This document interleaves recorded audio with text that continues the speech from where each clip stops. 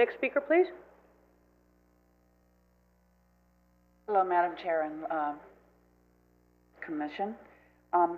My name is Tina Salter, and I live in South Atascadero.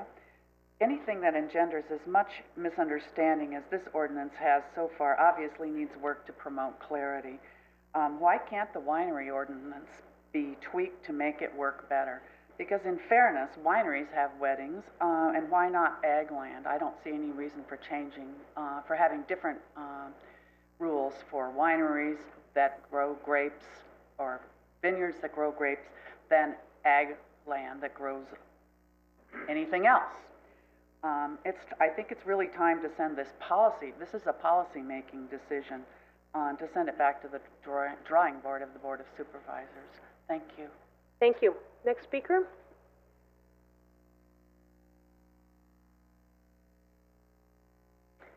And my name is Barbara Goodrich. I own a wedding location on agricultural land in Ventura County, and I have for the past 10 years.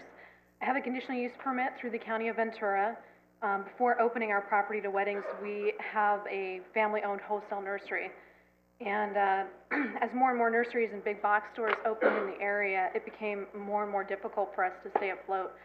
We were on the verge of foreclosure, bankruptcy, and we're ready to close our doors. We cleared 1 acre of nursery stock and designed a garden to hold events, weddings and events. This critical move saved our struggling family business. Today we still have the nursery and the gardens. When the nursery sales are slow, the money from the weddings helps to supplement it. We have over 10,000 people a year travel to our little nursery in Somas to attend a wedding. People have come as far as China, Scotland, and Ireland. They stay in local hotels, they dine at local restaurants. We now have 3 acres of botanical gardens, and the gardens attract people from all over, even during the week. They come to look, to relax, have a picnic, and buy plants at the nursery. Ventura County gives each venue a set of their own conditions depending on the proximity to their neighbors, main roads, and their zoning, etc. Facility cannot survive with the restrictions you're considering with your planning ordinance. If you go forward with restrictions, you're considering all of these destination-type weddings, they're going to go to different counties for their events. And San Luis Obispo will lose valuable tourist dollars, and local farmers will lose their legacy. Please give local farmers in agricultural areas a chance to survive with what resources they have. Thank you. Thank you, Ms. Goodrich. Any other speakers for the 2-minute time frame? Okay, we have approximately an hour's worth of speaker slips left, so I'm going to start working through them in order. Your 3-minute timer is up on the screen. If we could change that from 2 to 3, Ramona. But please don't feel compelled to take your full 3 minutes if you can say it in less. And the way I'm going to do this is I'll call the first speaker and then the next speaker. So there should always be a speaker at each podium. So for instance, Ron Holland is our first speaker, followed by Tom Meinhold with Logan Nichols on deck. So if Mr. Holland could come to one podium and Mr. Meinhold could come to the other podium, it will help move things along. Welcome, Mr. Holland. You have 3 minutes. Good morning, Commissioners. I would like to bring up a point for Ms. Wyatt that she had felt personally attacked on this thing as to her being reclused from this meeting today.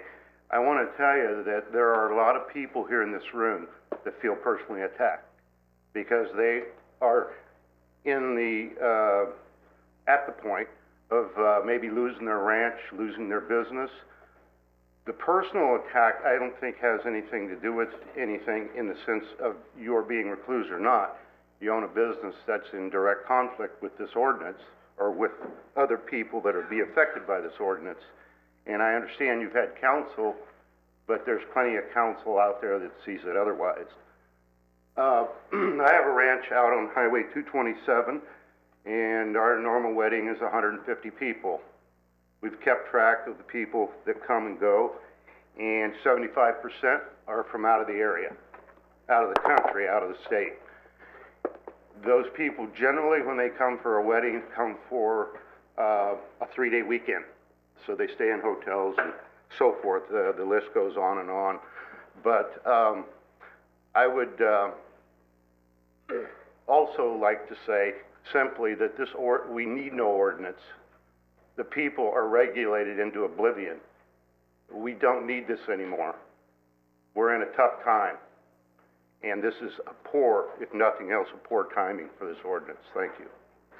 Thank you, Mr. Holland. Tom Meinhold is our next speaker, followed by Logan Nichols. Carolyn Hawley is on deck. Good morning. Thank you for the opportunity to speak. My name is Tom Meinhold of Tom Meinhold Photography. I'm the immediate past president and on the current board of the Central Coast Wedding Professionals. I'm here today to speak on opposition to the proposed events ordinance. I'm speaking on behalf of the Central Coast Wedding Professionals, but today our initial CCWP could equally identify us as a coalition of concerned wedding professionals, and we are deeply concerned about the passage of this proposed ordinance. We have over 1,000 signed petitions that we've been collecting from Farmers Market. I'd like to present those to the chairpersons at this moment. We're 137 member businesses. We all agree that this event ordinance would devastate our businesses and the wedding industry in this county, as well as devastating ripple effects throughout interrelated, already fragile economy in this area.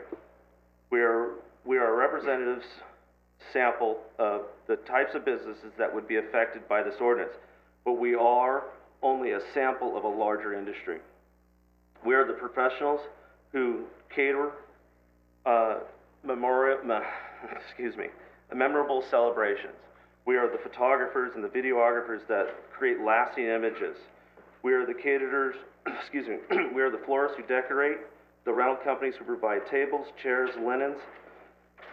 We are the DJs that MC, the musicians who sing or play. We are the coordinators who organize your events, the small businesses who engrave your invitations, the ministers and the officiants who administer your vows. We're the bridal salons that provide your dresses and tuxes and makeup, and hairstylists that help you and your daughters feel beautiful, pampered, and cherished.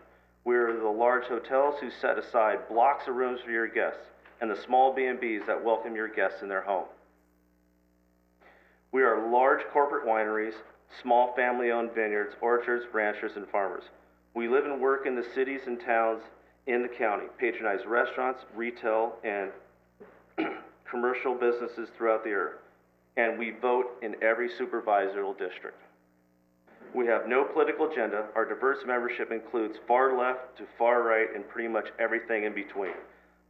Surprisingly, we don't often agree on everything, but we are united in our opposition to this ordinance. It would devastate our businesses, destroy a vital, recession-resistant, and growing segment of this economy, and most importantly, fail to protect and preserve our rural and agricultural areas.